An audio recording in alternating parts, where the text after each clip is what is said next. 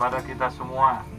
Mudah-mudahan apa yang beliau curahkan, ilmunya semuanya menjadi amal jariah bagi beliau. Amin. Dan menjadi peninggi derajat surga bagi beliau. Amin. Dan juga keluarganya. Amin. Selanjutnya, ini adalah nasihat bagi kita, peringatan bagi kita. Karena setiap yang bernyawa, khususnya manusia, akan mengalami kematian. Beliau memang sudah ajalnya, sudah sepantasnya. Namun demikian, yang namanya kematian tidak ada pantas dan tidak pantas. Semuanya pasti bertemu.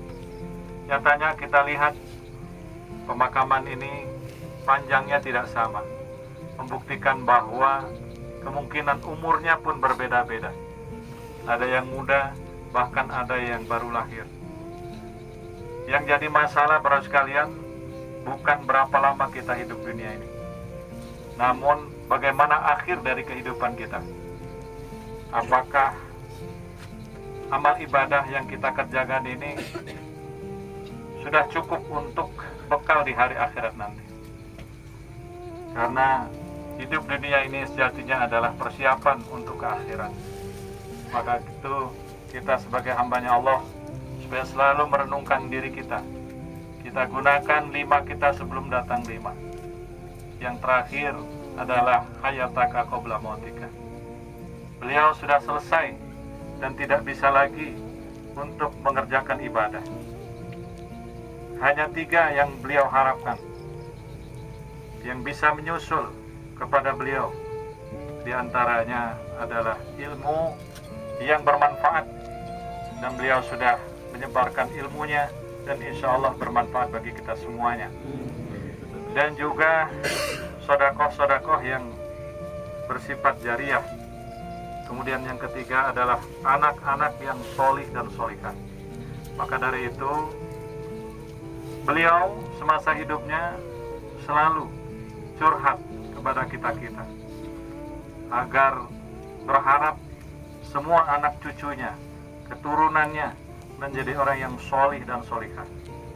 Untuk itu pesan beliau yang saya ingat pada anak-anak saya, terutama yang besar, diharapkan bisa membimbing adik-adiknya, terutama dalam hal ibadah, supaya ditertibkan.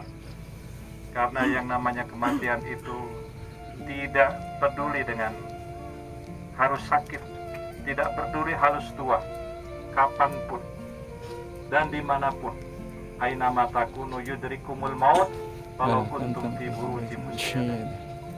Kafa bil mauti mau'idah.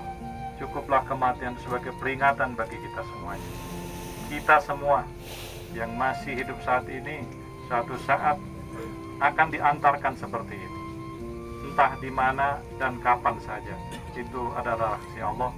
Yang penting kita selama hidup ini berusaha menjadi orang yang saleh, menetapi aturan Allah dan Rasul, sehingga pada akhir hayat nanti diharapkan kita bisa husnul khotimah, wafat dalam keadaan baik, dalam keadaan iman, syukur-syukur di dalam sabilillah.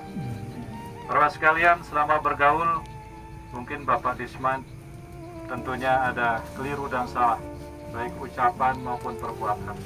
Untuk itu sidilah kita semua kiranya sebagai orang iman untuk saling memaafkan, meridhokan, mengikhlaskan, dan selalu berdoa untuk beliau. Dan barangkali ada yang punya sangkutan hutang piutang, kami wakil keluarga silakan berhubungan dengan ahli warisnya. Namun yang sifatnya ringan atau tidak terlalu